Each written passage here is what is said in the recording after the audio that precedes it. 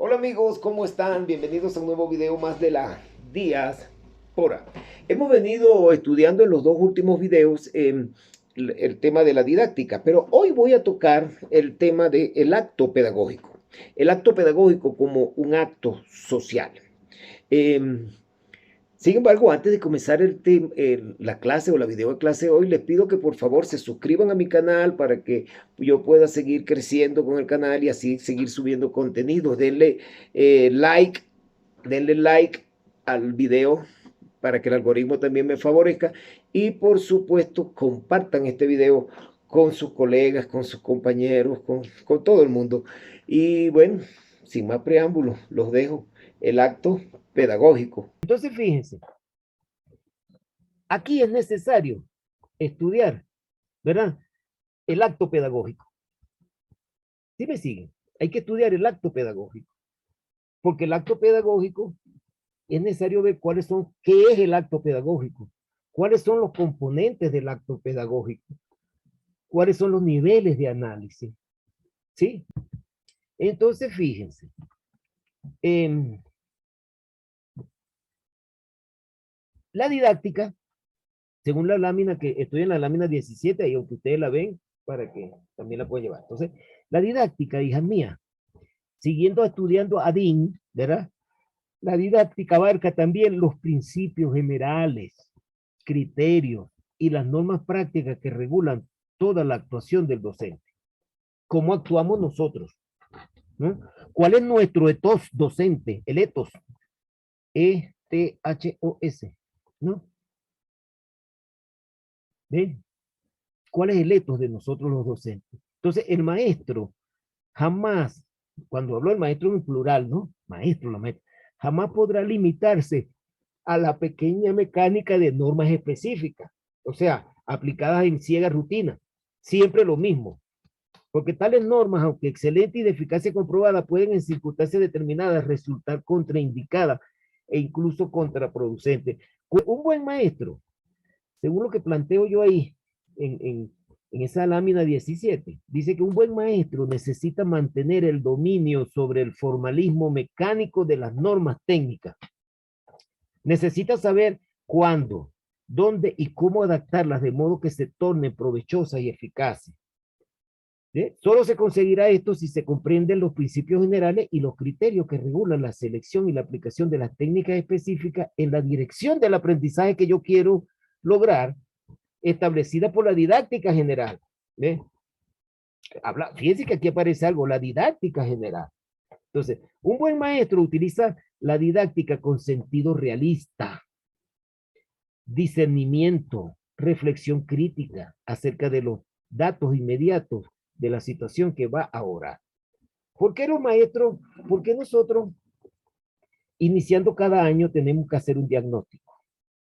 A partir de nuestro diagnóstico, nosotros estudiamos, conocemos a los estudiantes, conocemos su entorno, conocemos sus aspectos sociales, conocemos el contexto donde ellos vienen y de dónde viven, ¿ves? Y a partir de allí es que de ese diagnóstico es que nosotros vamos a empezar a explicar nuestras estrategias, nuestras políticas, nuestra forma de pensar, el acto pedagógico. ¿Ve?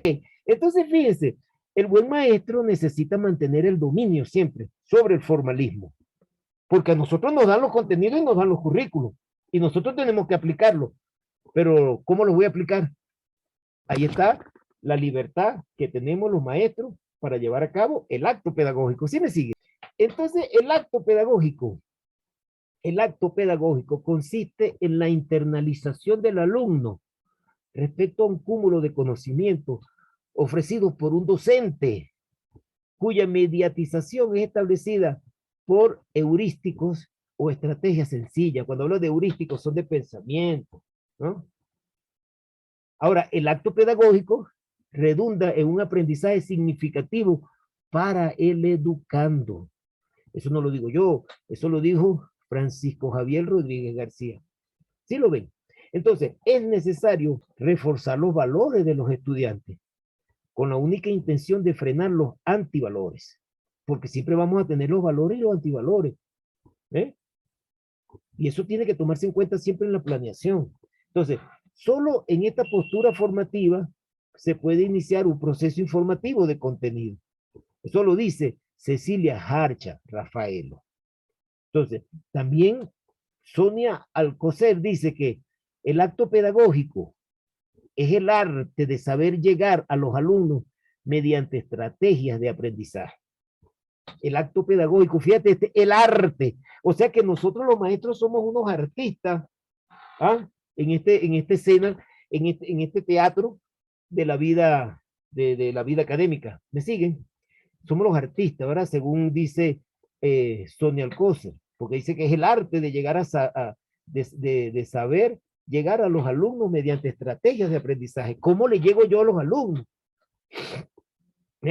Entonces, también por allí el amigo Julio Rodríguez Tapias dice que desde la pedagogía constructivista de la transformación, podría decirse que el acto pedagógico es un conjunto de acciones, comportamientos y relaciones que se manifiestan en la interacción de un docente o docentes con los estudiantes, mediado por sus componentes del proceso pedagógico y con una intencionalidad claramente definida. O sea que nosotros los docentes tenemos que saber qué es lo que queremos lograr en los estudiantes, cómo hacerlo llegar. Somos los actores, somos los directores. Vamos a hablar de fútbol. Somos los directores técnicos para hacer que ese equipo logre la meta de meter los goles y ganar el equipo. Pero ¿qué es lo que queremos nosotros? Crear ciudadanos. Crear ciudadanos. No solamente tampoco es crear ciudadanos, sino queremos crear jóvenes profesionistas. Pero esos profesionistas tienen que ser profesionistas ciudadanos. ¿Sí lo ven? ¿Ve? Que sepan que su profesión está en función del desarrollo de la sociedad mexicana. Ahora, también tenemos que saber que hay unos componentes del acto pedagógico. ¿Cuáles son esos componentes? El sujeto que aprende, ya ustedes lo dijeron ahorita ahí, ¿verdad?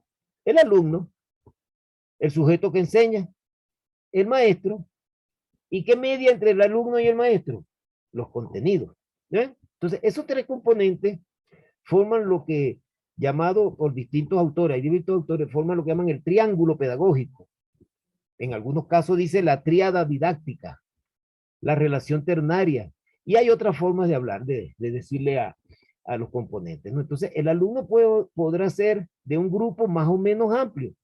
El docente podrá ser una persona o algún objeto que lo represente, ¿no? Acuérdense que ahora estamos hablando de la tecnología, la ciencia de la tecnología. Entonces, a veces el docente necesariamente a veces no está presente, está en la distancia, pero también están las clases que son grabadas, ¿vieron? Entonces, como una clase grabada también se convierte en un acto pedagógico. Entonces, el acto pedagógico, en esencia, es un acto social, es un acto psíquico, es un acto instrumental, siendo cada uno de estos un nivel o dimensión que lo atraviesa. Es un acto pedagógico, un acto social, es un acto psíquico, es un acto instrumental. Entonces, fíjense, yo voy a decir algo aquí que no quiero que lo vayan a tomar mal, ¿no? Pero, ¿sabe qué decía Carlos Marx en el pensamiento marxista?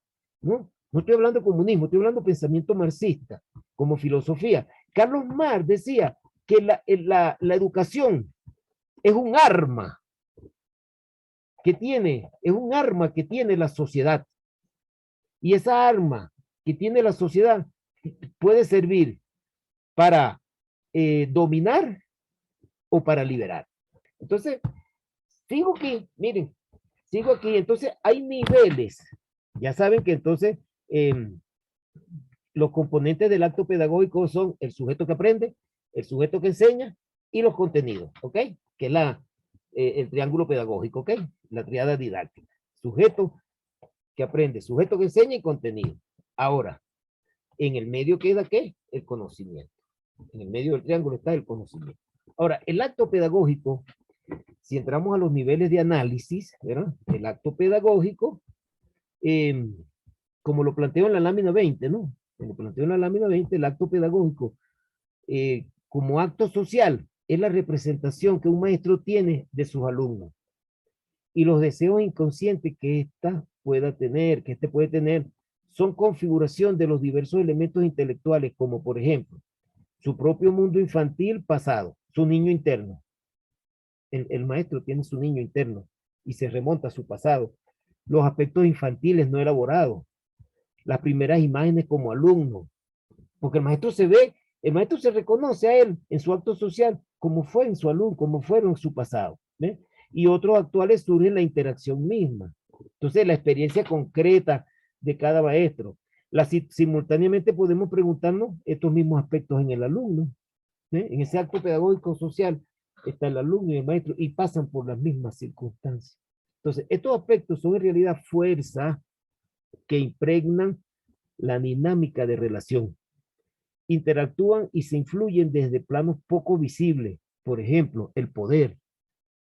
Evidenciados, evidenciarlo permitirá trabajar mejor con mayor conciencia y dominio de la situación y no en respuesta exclusiva de los impulsos, porque los maestros tenemos el poder. ¿Verdad? Tenemos el poder. ¿Qué vamos el poder de qué? De transformar, de influir en nuestros discentes, ¿verdad? Influir en el niño, en el adolescente. Entonces, si seguimos estudiando los niveles, ¿no? Del acto pedagógico, entonces el acto pedagógico como un acto psíquico,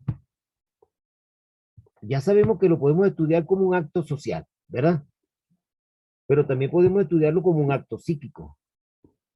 ¿Qué es eso? Bueno, eso surge en y para una sociedad. Su estructura refleja la estructura social. O sea, el poder social rige el poder pedagógico. La sociedad produce en la educación sus propios esquemas y formas de organización. Cada sociedad, ¿no? Define cómo se va a organizar su educación y qué desea enseñar. ¿Sí me sigue? Entonces, el acto pedagógico es un acto psíquico. Ahora, no quiere decir que el acto pedagógico sea exclusivamente según la sociedad. Por el contrario, tiene potencial transformador y presenta oposición a las tendencias sociales. O sea, existe entre él y lo social una especie de tensión, de conflicto. Hay una tensión, hay un conflicto entre el acto pedagógico y la sociedad. ¿Sí? ¿Por qué? Porque lo social impregna lo educativo. Lo educativo tiene y genera sentidos sociales. Entonces, hacia donde quiere ir la sociedad, hacia allá se inclina los contenidos. Y hacia allá se inclina entonces el acto pedagógico. Entonces, lo social aparece en el interior del acto pedagógico. ¿Dónde está lo social en el acto pedagógico? En la organización de la escuela. Entonces, hay que tomar en cuenta todo lo social. Entonces, ¿cómo se organiza la escuela? ¿Cómo está la división del trabajo en la escuela? Hay una división de trabajo. Los directores, los maestros, los subdirectores. ¿eh? El currículo, perdón. Las relaciones sociales, las relaciones de poder, sobre todo fundamentalmente las relaciones de poder. Porque ahí, en ese acto pedagógico, aunque usted no se quiera, se dan relaciones de poder. Desde este punto de vista, también el acto pedagógico hay que verlo como un acto instrumental. Acto instrumental. ¿Qué quiere decir esto? Que desde este nivel se agrupan las variables con las que se ha trabajado en los análisis de las situaciones de enseñanza. O sea, ¿cómo trabajo yo las situaciones de enseñanza? ¿Cómo analizar? ¿Para qué o sea, cómo puedo el acto instrumental del acto pedagógico se plasma en cuando yo hago mi planificación, mis situaciones de enseñanza? Por eso llaman situaciones didácticas, ¿verdad? Y es una materia que la vemos en la universidad. Entonces, todo esto son las variables tradicionalmente atendidas, que son muy importantes, pero no son las únicas. Por ejemplo, lo curricular. El orden en que se tienen que dar los contenidos, las actividades, los recursos, las técnicas de enseñanza, la evaluación, los aprendizajes, las corrientes, las propuestas pedagógicas. Todo eso constituye un instrumental del acto pedagógico. Entonces, en lo instrumental también se esconden significados ideológicos implícitos e inconscientes. Recuperar estos significados no es sencillo, se requiere provocación y reflexión y aún más otro tipo de análisis. Entonces, el acto pedagógico está en constante, como lo dice, en constante análisis. Cada contexto genera hacia donde nosotros debemos llevar el acto pedagógico. Es necesario que nosotros empecemos a analizar algunas situaciones que están vinculadas al acto pedagógico. Esas concepciones que están vinculadas al acto pedagógico, ¿cuáles son? Por ejemplo, el concepto de paradigma, ¿no? ¿Bajo qué paradigma yo me voy a enfocar a hacer mi acto pedagógico? ¿Qué es? Entonces, un paradigma es la constelación global, condiciones, valores, los comportamientos para una determinada comunidad. ¿Bajo qué paradigma yo voy a llevar a cabo mi acto pedagógico? ¿No? ¿Cuáles son las características? O sea, ¿cuáles son las creencias o el comportamiento aceptado? Todo eso lo debo saber. Si voy a trabajar como maestra en una escuela rural, asentada por decirte algo, en un territorio Mazagua, Otomí, donde hay niños que no hablan el castellano, por decir algo bien, porque sus condiciones, su lengua materna es el Otomí o es el Mazagua, aunque eso ya se está perdiendo. Entonces yo tengo que tomar eso en cuenta para mi acto pedagógico, si me siguen. ¿Eh? Entonces no es fácil cambiar. Cuando yo hago esos cambios, eso genera resistencia. Sin embargo, hay que buscarlo, porque cuando yo me cobijo un paradigma, yo voy planificando mi acción en base a mi etos docente. Se los vuelvo a decir, nietos, mi acción cómo es mi accionar, cuál es la costumbre mía para dar las clases, mi etos docente, ETHOS. Entonces, un ejemplo, por ejemplo, si yo voy a hacer mi acto pedagógico desde el constructivismo, bueno, tengo que buscar los autores que me hablan del constructivismo, ¿verdad? Entonces el constructivismo empezó como corriente de pensamiento, luego fue un modelo de, de, de, de, de, de desarrollo de educación y en la actualidad se está convirtiendo en un paradigma. Entonces, ¿cómo van cambiando la ciencia? Lo que comenzó como una corriente, ahora se está convirtiendo en un paradigma, en una forma de actuar. Entonces, el pensamiento complejo es otro tipo de ejemplo de paradigmas para que yo debo buscar. Yo siempre como docente tengo que buscarme un paradigma sobre el cual yo voy a realizar el hecho docente. ¿Ve? Entonces, desde el constructivismo, desde el pensamiento complejo, que es un paradigma que promueve nuevas formas de pensamiento para comprender las realidades, o desde el positivismo, que es un paradigma dominante en muchas comunidades científicas, que es lo que siempre hemos visto. Estamos claros quién es. Para verlo de un científico, deben buscar un paradigma. Ya tienen ustedes que ir buscando cuál es el paradigma sobre el cual ustedes van a hacer su hecho docente.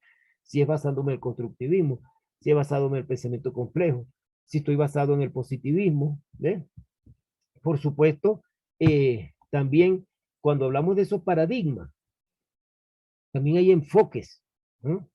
También hay modelos, ¿no? También hay, ¿cómo se llama? Las corrientes. También hay, ¿cómo se dice? Las tendencias. Un paradigma es el pensamiento o es la ventana. Un paradigma es una visión, una visión. Entonces, hay convenciones, o sea, es un paraguas sobre el que yo me cobijo. No, un paradigma tiene que ver con el paraguas al cobijo, el pensamiento que yo tomo para llevar a cabo el proceso educativo. Los paradigmas son eso, son formas de ver la vida, posiciones, eh, posiciones, ¿cómo decimos? De creencia, ¿no? Una posición de creencia sobre la cual yo me cobijo, el paraguas sobre el que yo me cobijo para ver el acto pedagógico. Entonces, el constructivismo tiene que ver con que los estudiantes, el acto pedagógico va asociado a qué? A que yo como docente tengo que generar situaciones de aprendizaje en las que el estudiante se va involucrado en la construcción de su conocimiento. ¿Sí lo ven? ¿Ve? El punto de vista positivismo es de otro caso. El estudiante no tiene que eh, participar en la construcción de su conocimiento. El positivismo dice, no, que el docente tiene el control de la clase, el estudiante no sabe nada y por lo tanto el maestro es el que sabe y es el que se para frente a un salón a enseñarle a los estudiantes que no saben nada. Y el conocimiento se construye de otra manera. El profesor tiene el conocimiento y se lo transmite a los estudiantes. Ahora, vaya usted a saber si el estudiante con esos conocimientos sabe hacer algo, ¿no? Por eso el positivismo, el constructivismo reta al positivismo. Y asimismo con el pensamiento complejo. Entonces el paradigma no es más que una visión, pero es una visión, no, una visión no es la palabra. El paradigma es vamos a decir, es un paraguas de pensamiento sobre el que yo cobijo mi acto pedagógico. ¿Lo ven? Mi acto pedagógico. Ahora, también, ahorita, hay muchos doctores que dicen, bueno, yo me considero constructivista. Cuando a mí me preguntan, doctor, ¿cómo se considera usted como docente? Yo no, yo me considero constructivista, porque mi enfoque, perdón, mi forma de pensar tiene que ver con que todo mi acto pedagógico está centrado en que el estudiante se eh, involucre en la construcción del conocimiento, en donde mi forma de pensar es que yo sea simplemente un facilitador que le diga al estudiante dónde están los conocimientos para que los busque y entre los dos puedan, como facilitador el docente, pueda hacer que el estudiante sea partícipe de la construcción de su conocimiento. Cuando el estudiante construye su conocimiento, se ve como que este, mm, hay mayor desarrollo, hay mayor desarrollo. El enfoque, ¿qué es el enfoque? El enfoque, ¿qué es eso? El enfoque, no, si dijimos que el paradigma es como es un paraguas, ¿verdad? Es una forma de vivir en una comunidad, ¿no? Es una forma de vivir en una comunidad, en este caso la comunidad educativa. Un enfoque, ¿ven? Un enfoque es una manera de concebir, de organizar, de realizar la educación. El enfoque es cómo yo le pongo el foco, hacia dónde yo enfoco la importancia que le voy a dar a mi hecho pedagógico, al acto pedagógico. Entonces el enfoque da origen a distintas corrientes modernas. Un enfoque puede ser el detonador, ¿verdad? Para generar una corriente o un modelo pedagógico. ¿Sí? El enfoque es mi posición. Cómo yo me paro, cómo veo yo el hecho educativo. También un enfoque permite interpretar y formular criterios y estrategias pedagógicas. ¿Eh? Entonces, soy constructivista, pero me enfoco a acciones o al acto pedagógico de una manera eh, pedagógica para que crea estrategias que permiten que el estudiante construya su propio pensamiento, cómo yo me enfoco. Entonces, la característica del enfoque, bueno, es, primero, un enfoque se fundamenta en teoría científica.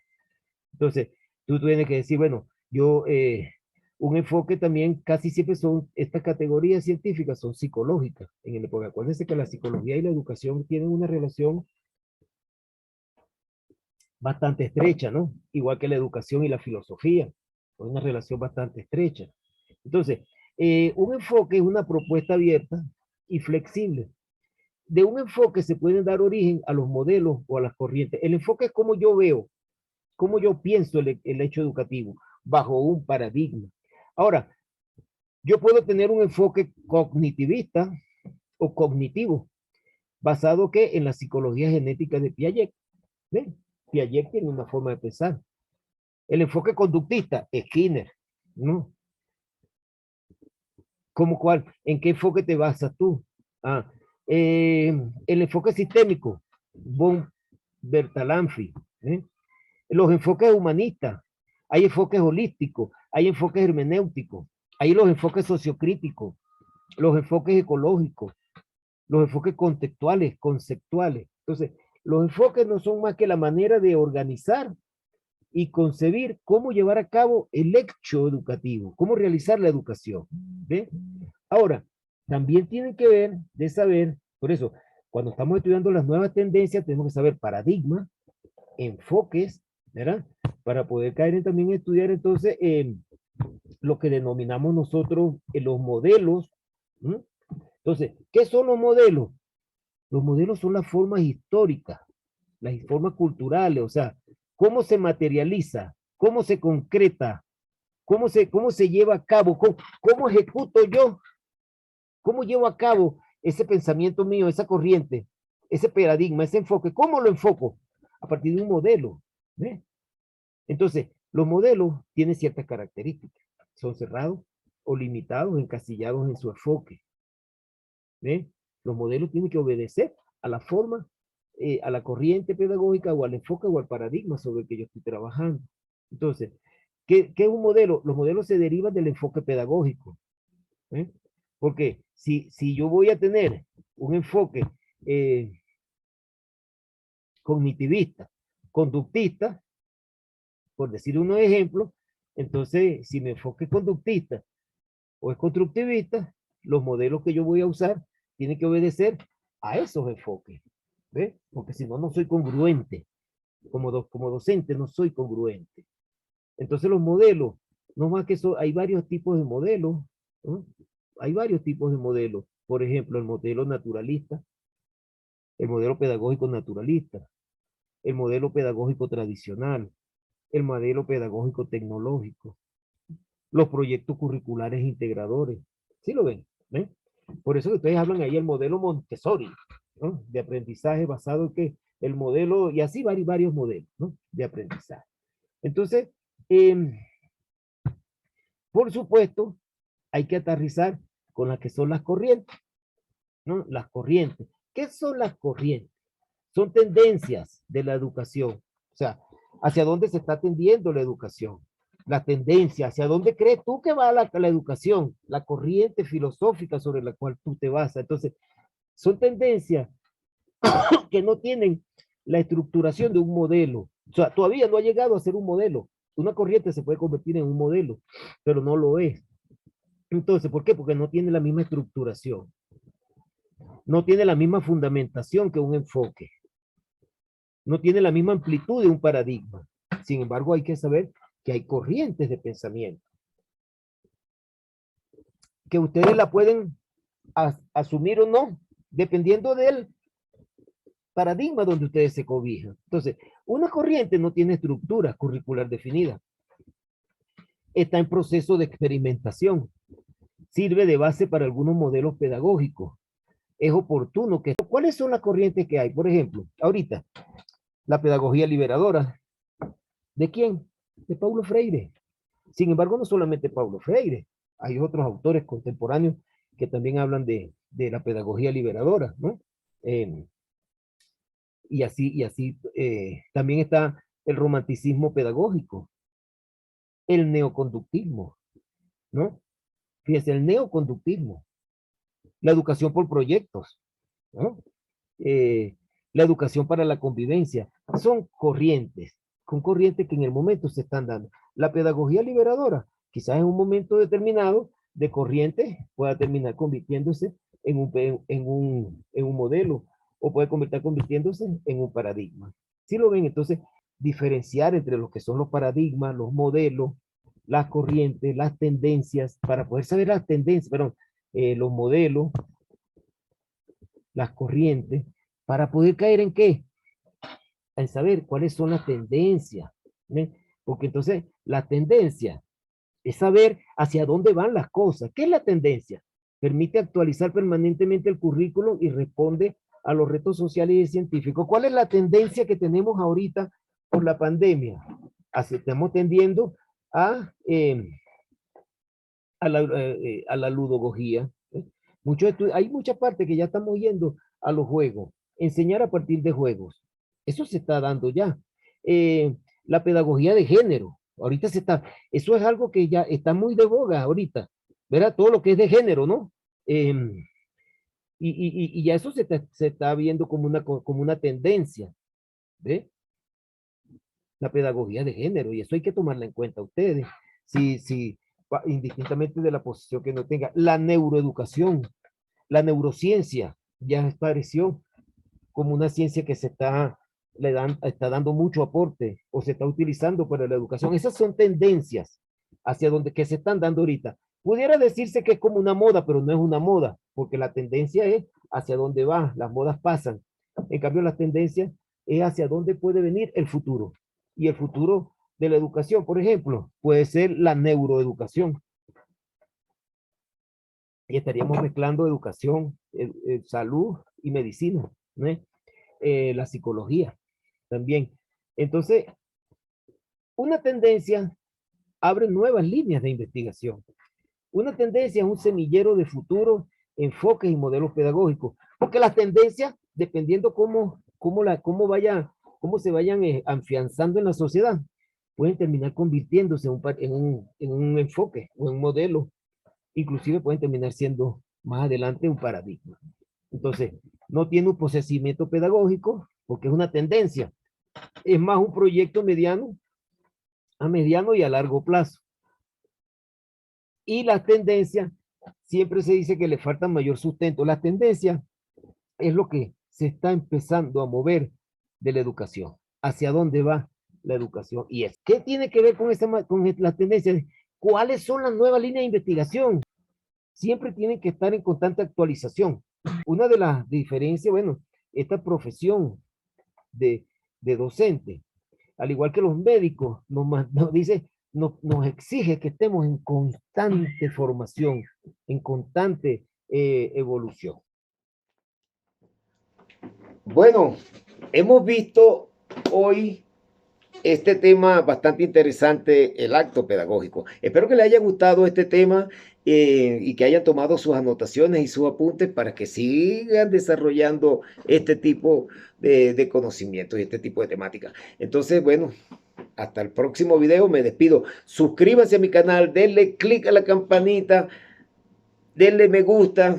Ayúdenme a seguir subiendo. Chao, me despido. Bye, suscríbanse. La diáspora.